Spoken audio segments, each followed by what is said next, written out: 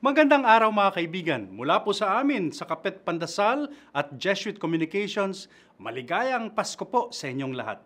Ito po si Father Nono. Halina po at magkapet pandasal muna tayo.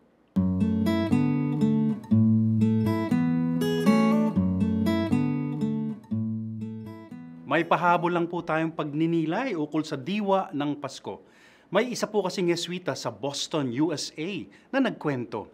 Meron daw po kasi siyang nakilalang mga bagong migranteng pamilya sa kanilang parokya.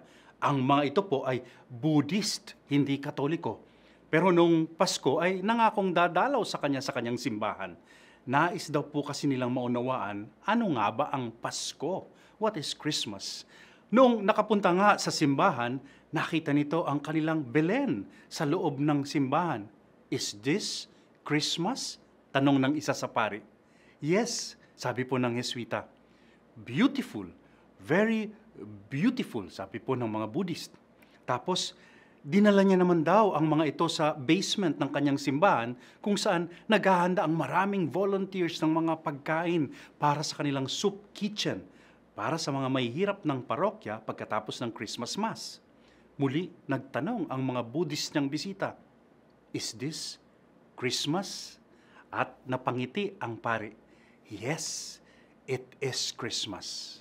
Very nice, sabi po ng mga Buddhists.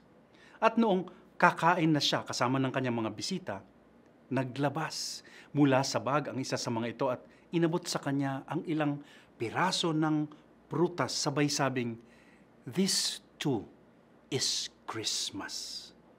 Muli, napangiti ang pari. Yes, yes, this is Christmas. Paano mo nga bang ipapaliwanag ang Pasko sa hindi mga Kristiyano? Ano nga ba ang pinakabuod ng Pasko? Pagbibigay, giving. Mula sa halimbawa ni Jesus na ibinigay ang sarili noong unang Pasko at noong Biyernes Santo, hanggang sa mga pagbibigay o pagkakawang gawa na maaari rin nating gawin para sa ating kapwa. Yes, that is Christmas. Amen.